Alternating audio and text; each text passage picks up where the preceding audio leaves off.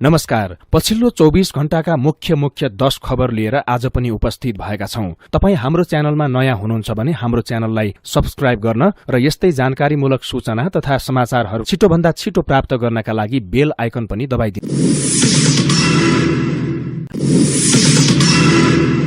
नक्कली भुटानी शरणार्थी प्रकरणको अनुसन्धान प्रतिवेदन प्रहरीले सरकारी वकिलको कार्यालयमा बुझाएको छ। नेपाली नागरिकलाई भुटानी शरणार्थी बनाएर अमेरिका पठाइदिन्छु भन्दै करोडौं असुली गर्ने प्रयासमा कम्तीमा 32 जना संलग्न रहेको प्रहरीको निष्कर्ष छ। उनीहरू विरुद्ध संगठित अपराधको कसुरमा मुद्दा चलाउन प्रतिवेदन तयार पारेको हो। 113 जनाले दिएको जाहेरीको आधारमा प्रहरीले 27 करोड़ बढ़ी बिगो माग दावी गरेको छ। मुलुकी अपराध संहिता 2074 को दफा 51(2) क अन्तर्गत सबै अभियुक्तहरूलाई राष्ट्रहित प्रतिकूल काम गरेको कसुरमा पनि मुद्दा चलाउन माग दावी गरिएको छ। सरकारी वकिल कार्यालय स्रोतका अनुसार यस प्रकरणमा संलग्न सबैलाई ठगी, कृत्य र संगठित अपराधको मुद्दा चलाउन राय दिएको छ। उनीहरूलाई कम्तीमा 20 वर्षको कैद सजाय हुने गरी माग दावी गरिएको छ। प्रहरीले झण्डै 2 महिना लामो अनुसन्धानपछि प्रतिवेदन तयार पारेको हो। प्रतिवेदनमा थप 16 जनालाई फरार प्रतिवादीका रूपमा समावेश गरिएको छ। साथै यस प्रकरणमा नाम जोडिएका तर प्रमाण नपुगेका अभियुक्तको पछि पूरक अभियोग दर्ता गर्न सकिने पनि प्रहरीले प्रतिवेदनमा उल्लेख गरेको छ। पक्राउ नपरेका पीडितहरूसँग पैसा लेनदेन गरेको प्रमाण भेटिएका केशव तुलाधर, लक्ष्मी महर्जन, अशोक पोखरेल, धीरेन राई, दीपा हुमागाई, मोहन राई, सुनिल बुढाथोकी, विनिता लिम्बू, निरञ्जन खरेल, राजेश अर्याल, हरिभक्त महर्जन, आशिष बुढाथोकी र रमा थापा विरुद्ध पनि मुद्दा चलाउनु पर्ने प्रतिवेदनमा भनिएको छ। प्रकरणमा पूर्व गृहमन्त्री रामबहादुर थापा बादलका छोरा प्रतीक थापा र सुरक्षा विज्ञ इन्द्रजित राईका छोरा निरज राई विरुद्ध पक्राउ पूर्जा जारी भए पनि हालसम्म उनीहरू फरार छन्। अहिले प्रहरीले पूर्व गृहमन्त्री बालकृष्ण खाँड, पूर्व उपप्रधानमन्त्री टोपबहादुर रायमाझी, उनका छोरा सन्दीप रायमाझी, तत्कालीन गृह सचिव टेकनारायण पाण्डे, भुटानी शरणार्थी नेता टेकनाथ रिजाल, इन्द्रजित राई, हज समितिका अध्यक्ष शमशेर मिया, पूर्व सभासद आङटाबा शेर्पा सहित अभियुक्तहरू प्रहरी नियन्त्रणमा रहेका छन्। पूर्व राजा ज्ञानेन्द्र शाहले पछिल्लो राजनैतिक अवस्थाप्रति कडा टिप्पणी गर्नुभएको छ।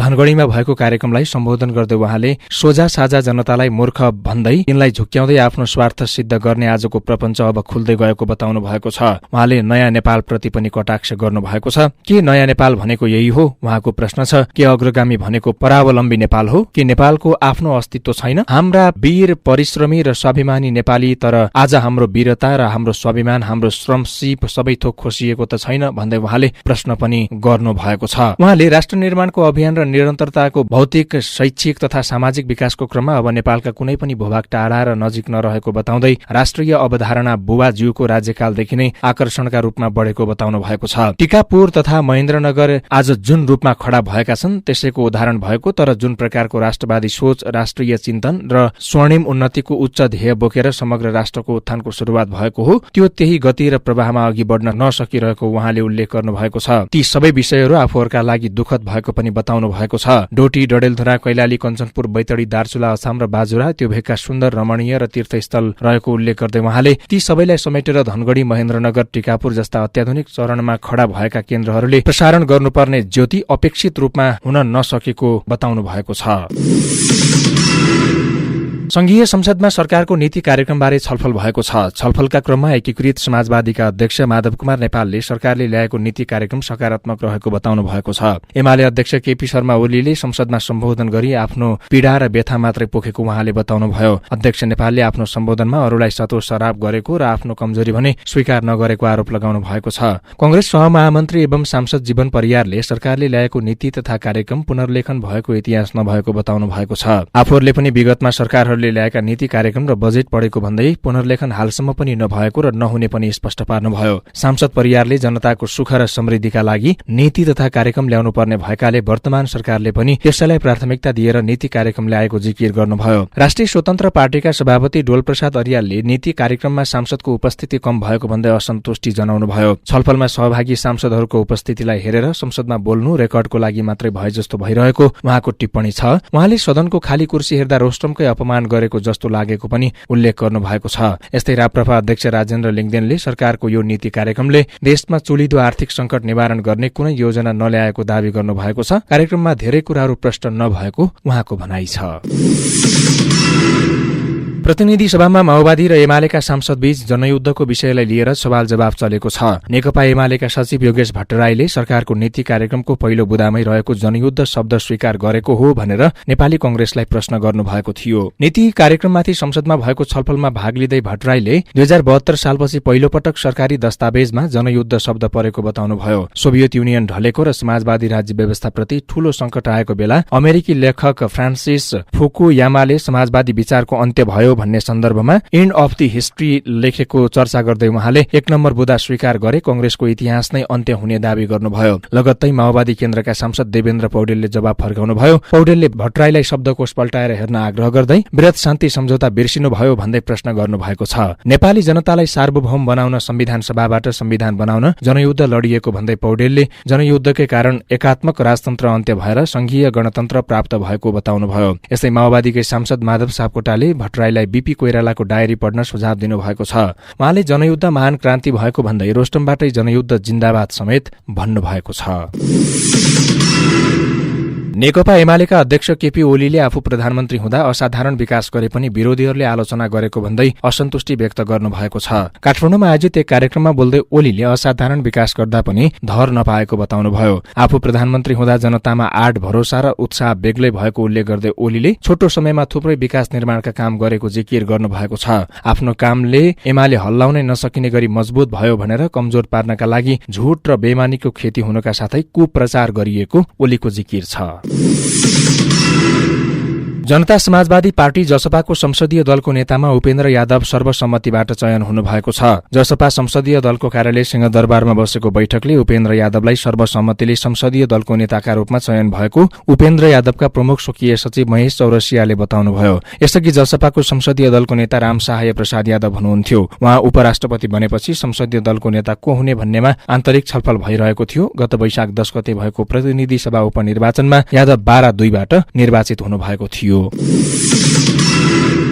प्रधानाध्यापक सरुवाको विषयलाई लिएर विद्यार्थीहरूले बाराको सुवर्णपुर गाउँपालिका कार्यालयमा तोडफोड गरेका छन्। हर्दिया माविका प्रधानाध्यापक राम एकवाल प्रसाद, देवापुर बहुरआका प्रधानाध्यापक चन्देश्वर प्रसाद यादव, नेराप्रावी मझौरीका प्रधानाध्यापक धर्मेन्द्र प्रसाद यादव र कवही जगाद माविका प्रधानाध्यापक नथुनी प्रसाद यादवलाई गाउँपालिकाले सरुवा गरेपछि विद्यार्थी र असन्तुष्ट समूहले गाउँपालिका कार्यालयमा तोडफोड गरेका छन्। गाउँपालिका अध्यक्ष राजेश प्रसाद यादव, उपाध्यक्ष पूनम कुमारीको कार्यकक्ष तोडफोडसँगै कागजपत्रमा बाहिर ल्याएर आगो लगाउन थालेपछि प्रहरीले स्थिति नियन्त्रणमा लिन 10 सेल अश्रु ग्यास प्रहार गरेको छ। विद्यार्थीसहित आक्रोशित समूहले तोडफोड आगजनीसँगै 10 वटा मोटरसाइकल तोडफोड गरेका छन्। सोमबार गाउँ कार्यपालिकाको आकस्मिक बैठक बसिरहेका बेला बाहिर विद्यार्थी र प्रदर्शनकारीले नाराबाजी र तोडफोड गरेका हुन्।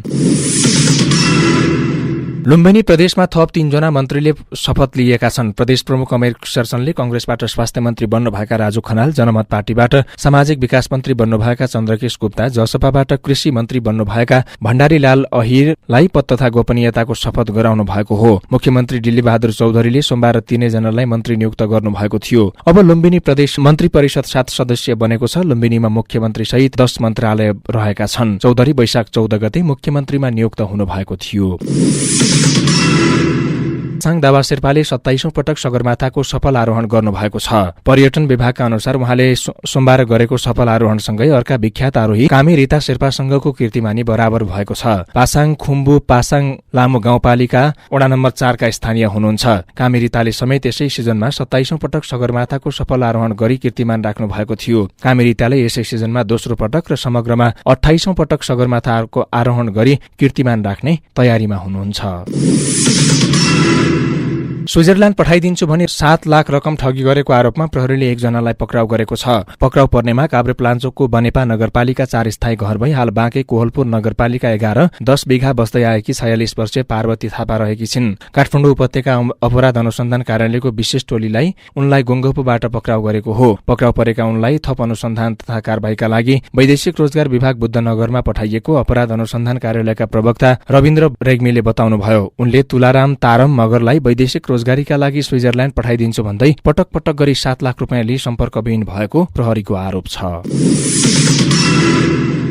आजका लागि मुख्य 10 खबर यति नै। तपाईलाई हाम्रो भिडियो र समाचार कस्तो लाग्यो कृपया प्रतिक्रिया दिन नभुल्नुहोला अनि यस्तै जानकारीमूलक समाचारका लागि हाम्रो च्यानललाई सब्स्क्राइब गरी बेल आइकन थिच्न पनि नभुल्नुहोला। नमस्कार।